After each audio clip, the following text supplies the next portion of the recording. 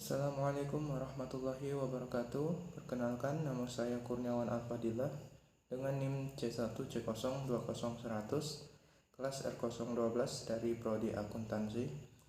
Dalam kesempatan kali ini saya akan menjelaskan materi mata kuliah perpajakan 1 yang diampu oleh Bapak Wirmi Eka Putra, SEMSI, di mana pokok bahasan kali ini yaitu yang pertama, ketentuan umum dan tata cara perpajakan atau KUP. Yang kedua, hak dan kewajiban wajib pajak dan fiskus. Yang ketiga, NPWP dan NPPKP. Baiklah, yang pertama, ketentuan umum dan tata cara perpajakan. Pengertian KUP atau ketentuan umum dan tata cara perpajakan adalah hukum formal yang berisikan peraturan mengenai tata cara pelaksanaan pemungutan pajak oleh negara. Dalam materi ketentuan umum dan tata cara perpajakan ini, kita akan membahas pengertian wajib pajak badan, tahun pajak, masa pajak, dan bagian tahun pajak. Yang A, wajib pajak. Pengertian wajib pajak adalah orang pribadi dan badan, meliputi pembayar pajak, pemotong pajak, dan pemungut pajak yang mempunyai hak dan kewajiban perpajakan sesuai dengan ketentuan peraturan undang-undang perpajakan atau Undang-Undang Nomor 28 Tahun 2007 tentang KUP, Undang-Undang Nomor 36 Tahun 2008 tentang PPh, dan Undang-Undang Nomor 42 Tahun 2009 tentang PPN dan PPNBM serta peraturan pelaksanaannya. Yang kemudian, wajib pajak badan. Wajib pajak badan adalah sekumpulan orang atau kelompok yang bergabung dan bekerja sama dalam bentuk modal yang diwajibkan untuk terlibat dalam ketentuan perpajakan, terlepas dari mereka melakukan usaha atau tidak melakukan usaha. Kemudian, tahun pajak, masa pajak, dan bagian tahun pajak. Pengertian dari tahun pajak, masa pajak, dan bagian tahun pajak tercantum dalam Undang-Undang Nomor 6 Tahun 1983 tentang ketentuan umum dan tata cara perpajakan, sebagaimana telah beberapa kali diubah, terakhir dengan Undang-Undang Nomor 28 Tahun 2007 atau UU KUP. Dalam pasal 1 angka 8 UU KUP, pengertian tahun pajak adalah jangka waktu 1 tahun kalender, kecuali bila wajib pajak menggunakan tahun buku yang tidak sama dengan tahun kalender. Berdasarkan definisi tersebut, dapat disimpulkan bahwa tahun pajak akan mengikuti tahun buku wajib pajak. Wajib pajak diperbolehkan menggunakan tahun pajak yang tidak sama dengan tahun kalender dengan syarat konsisten selama 12 bulan dan melapor kepada kantor pelayanan pajak atau KPP setempat.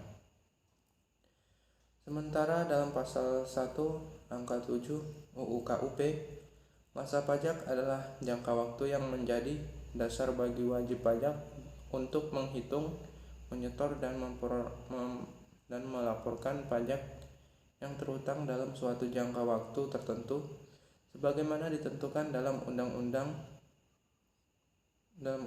ini, yaitu UU KUP.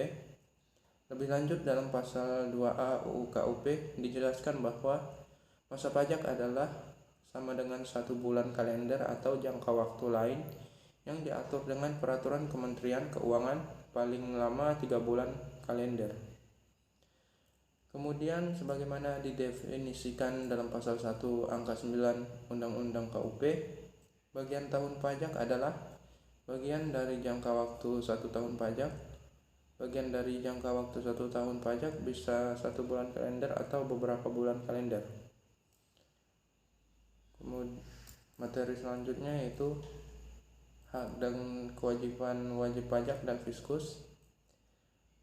Hak dan kewajiban wajib pajak Setidaknya ada total 16 hak dan kewajiban wajib pajak berdasarkan ketentuan peraturan perundang-undangan perpajakan. Berikut hak-hak wajib pajak. Yang pertama, hak dalam hal wajib pajak dilakukan pemeriksaan. Wajib pajak berhak untuk melihat tanda pengenal pemeriksa, meminta surat perintah pemeriksaan, menerima penjelasan terkait maksud dan tujuan pemeriksaan, meminta detail perbedaan antara hasil pemeriksaan dan SPT, serta hadir saat pembahasan akhir hasil pemeriksaan dalam batas waktu yang ditentukan. Kedua, hak mengajukan keberatan, banding, dan peninjauan kembali apabila wajib pajak tidak setuju dengan surat ketetapan pajak dari Ditjen Pajak, maka dapat mengajukan keberatan. Wajib pajak juga berhak mengajukan banding hingga peninjauan kembali ke Mahkamah Agung. Ketiga, hak atas kelebihan pembayaran pajak. Jika wajib pajak membayar pajak dengan jumlah lebih banyak dari seharusnya, maka wajib pajak berhak menerima kelebihan bayarnya. Caranya adalah mengirimkan surat permohonan ke Kepala Kantor Pajak Pratama atau KPP, atau melalui surat pemberitahuan atau SP. Yang keempat, hak pengembalian pendahuluan kelebihan pembayaran pajak. Wajib pajak yang patuh berhak mendapat pengembalian pendahuluan kelebihan pembayaran pajak dalam waktu minimal 1 bulan untuk PPN dan 3 bulan untuk PPH terhitung sejak surat permohonan diterima Ditjen Pajak. Kelima, hak untuk pengangsuran atau penundaan pembayaran. Pada kondisi-kondisi tertentu, wajib pajak bisa meminta permohonan pengangsuran atau penundaan untuk membayar pajak sesuai dengan ketentuan peraturan perpajakan di Indonesia. Yang keenam, kerahasiaan. Hak dan kewajiban wajib pajak juga menyangkut perlindungan kerahasiaan atas semua informasi yang disampaikan kepada Ditjen Pajak terkait kepentingan perpajakan. Hal-hal yang dilindungi mencakup data dari pihak ketiga yang sifatnya rahasia. Yang ketujuh, hak pengurangan pajak bumi dan bangunan atau PBB. Apabila terjadi kondisi tertentu, misalnya kerusakan bumi dan bangunan akibat bencana alam, wajib pajak berhak mengajukan pengurangan pajak terutang PBB. Ke-8, hak penundaan pelaporan SPT tahunan. Wajib pajak dapat mengajukan perpanjangan atau penundaan penyampaian SPT tahunan PPH orang pribadi maupun PPH badan dengan alasan atau kondisi tertentu. 9, hak pembebasan pajak. Wajib pajak berhak mengajukan permohonan pembebasan pemungutan atau pemotongan pajak penghasilan dengan alasan atau kondisi tertentu. 10, hak pengurangan PPH pasal 25. Wajib pajak dapat meminta permohonan pengurangan jumlah angsuran PPH pasal 25 dengan kondisi tertentu. 11, hak pendapatan insentif perpajakan. Sejumlah kegiatan atau barang kena pajak atau BPK atau BKP berhak atas fasilitas pembebasan PPN, di antaranya buku-buku, pesawat udara, kereta api, kapal laut, serta perlengkapan TNI atau Polri yang diimpor atau diserahkan di area PBN atau wajib pajak tertentu. 12, hak mendapatkan pajak ditanggung pemerintah. Khusus pelaksanaan proyek pemerintah yang dibiayai menggunakan hibah atau dana pinjaman luar negeri, PPH terutang atas penghasilan konsultan, kontraktor, dan supplier utama ditanggung pemerintah. Di samping itu, wajib pajak juga harus mematuhi berbagai kewajiban perpajakan, yaitu yang pertama, kewajiban mendaftarkan diri. Salah satu hak dan kewajiban wajib pajak yang utama adalah mendaftarkan diri untuk mendapatkan nomor pokok wajib pajak atau NPWP. Hal ini bisa dilakukan di KP2KP atau KPP. 2. Kewajiban memberi data. Data yang dimaksud adalah informasi orang pribadi atau badan yang dapat menunjukkan kegiatan atau usaha, penghasilan dan kekayaan, peredaran usaha, termasuk informasi terkait transaksi keuangan dan lalu lintas devisa, nasabah debitur, kartu kredit, hingga laporan keuangan atau laporan kegiatan usaha yang disampaikan kepada instansi lain di luar Ditjen Pajak. 3. Kewajiban pembayaran, pelaporan, pemungutan, atau pemotongan pajak. Wajib pajak harus menghitung, membayar, dan melaporkan pajak utangnya sendiri. 4. Kewajiban pemeriksaan. Contoh kewajiban yang dimaksud adalah memenuhi panggilan untuk menghadiri pemeriksaan, memberikan izin untuk memasuki ruangan atau tempat yang dinilai perlu, dan memberikan keterangan jika dibutuhkan. Selanjutnya, hak dan kewajiban fiskus. Fiskus atau bisa disebut juga dengan aparatur pajak atau pejabat pajak merupakan orang ataupun badan yang memiliki tugas untuk dapat melakukan pemungutan pajak atau iuran terhadap wajib pajak. Apabila merujuk pada Oxford Classical Dictionary, kata fiskus sendiri berasal dari istilah Latin yang berarti keranjang atau kantong uang.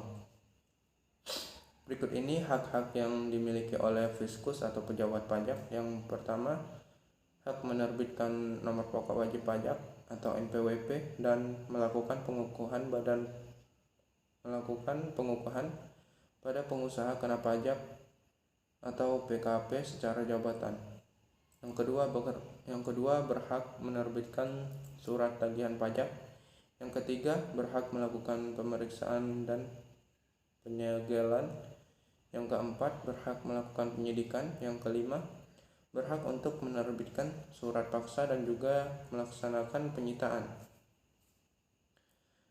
Kewajiban dari fiskus terdiri dari dua, yaitu kewajiban umum dan khusus. Kewajiban yang pertama, kewajiban umum. Contohnya memberi bimbingan, penyuluhan, dan penerangan kepada wajib pajak agar mereka memiliki pengetahuan dan keterampilan yang dapat membantu dalam melaksanakan hak dan kewajiban perpajakannya. Yang kedua, kewajiban khusus. Contohnya wajib menerbitkan NPWP sementara dalam jangka waktu 3 hari setelah formulir permohonan pendaftaran diterima. Kemudian wajib menerbitkan NPWP dalam jangka waktu 3 bulan setelah formulir permohonan pendaftaran diterima. Kemudian melakukan penerbitan surat keputusan atas pengukuhan pengusaha kena pajak atau PKP dalam jangka waktu 7 hari setelah formulir permohonan pendaftaran diterima. Kemudian melakukan penerbitan surat keputusan kelebihan pajak dalam jangka waktu 1 bulan setelah tanggal diajukannya surat kelebihan pembayaran pajak dari wajib pajak.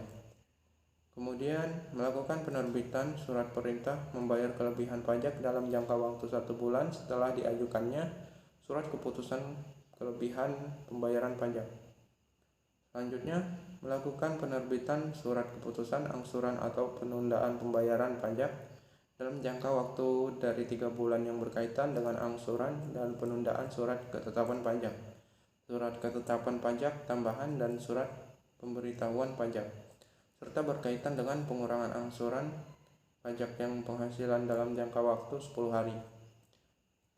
Kemudian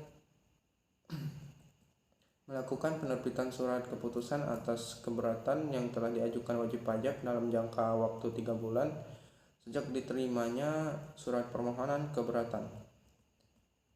Selanjutnya, memberikan keputusan yang berkaitan dengan pengurangan atau penghapusan bunga, denda, serta kenaikan dan juga pengurangan atau pembatalan yang terkait dengan ketetapan pajak dalam jangka waktu 3 bulan terhitung sejak tanggal penerimaan permohonan. Selanjutnya, wajib merahasiakan data atau informasi yang berkaitan dengan wajib pajak. Selanjutnya, pengecualian dan hilangnya hak mendahulu. Hak mendahulu diatur pada pasal 21 Undang-Undang KUP.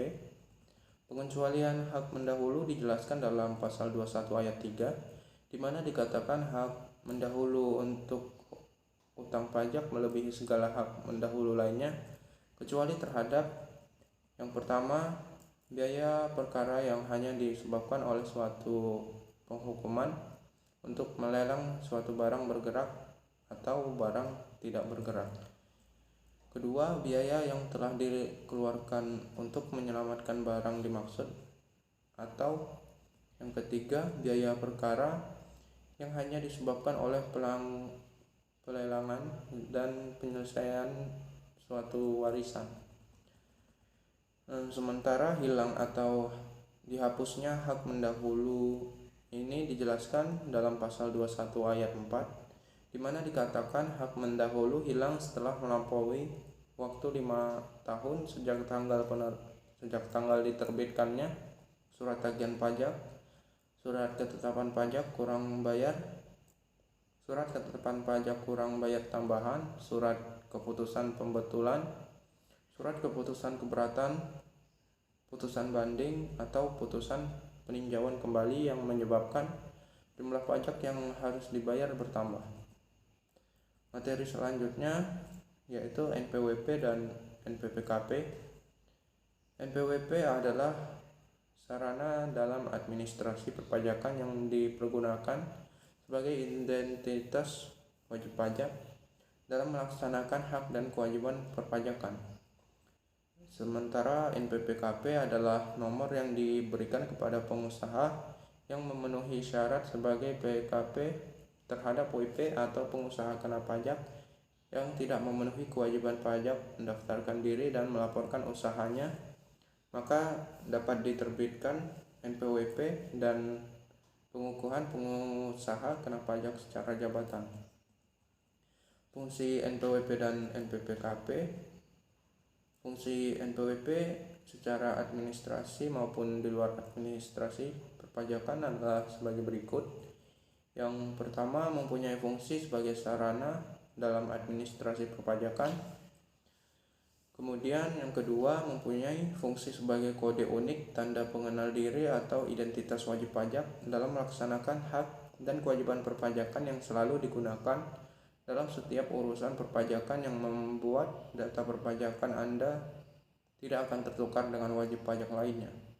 Yang ketiga, menjaga ketertiban dalam pembayaran pajak dan pengawasan administrasi perpajakan. Yang keempat, berfungsi untuk mengurus proses restitusi. Yang kelima, membuat rekening bank. Yang keenam, membeli produk investasi. Dan yang ketujuh, mengikuti lelang pemerintah. Fungsi nomor pengukuhan PKP atau NPWP. Nomor pengukuhan PPKP atau NPWP memiliki fungsi sebagai berikut. Yang pertama, sebagai identitas PKP yang bersangkutan, selain tentunya NPWP. Kedua, sebagai penanda bagi PKP yang memiliki untuk pelaksanaan hak dan kewajiban di bidang pajak pertambahan nilai atau PPN dan pajak penjualan atas barang mewah atau PPNBM. Yang ketiga, sebagai pengawasan administrasi perpajakan. Materi selanjutnya itu sanksi dan hapusnya NPWP dan NPWP. Pengertian penghapusan di sini maksudnya adalah tindakan penghapusan NPWP atau NPWP dari tata usaha kantor pelayanan pajak. Ketentuan-ketentuan khusus dan syarat-syarat penghapusan NPWP adalah sebagai berikut. Yang pertama, wajib pajak meninggal dunia dan tidak meninggalkan warisan. Disyaratkan adanya fotokopi akte kematian atau laporan kematian dari instansi yang berwenang. Yang kedua, wanita kawin tidak dengan perjanjian pemisahan harta dan penghasilan. Disyaratkan adanya surat nikah atau akte perkawinan dari catatan sipil. Yang ketiga, warisan yang belum terbagi dalam kedudukan sebagai subjek pajak. Apabila sudah selesai dibagi, disyaratkan adanya keterangan tentang selesainya warisan tersebut dibagi oleh para ahli waris. Yang keempat, wajib pajak badan yang telah dibubarkan secara resmi disyaratkan adanya akte pembubaran yang dikukuhkan dengan surat keterangan dari instansi yang berwenang. Yang kelima, bentuk usaha tetap atau BUT.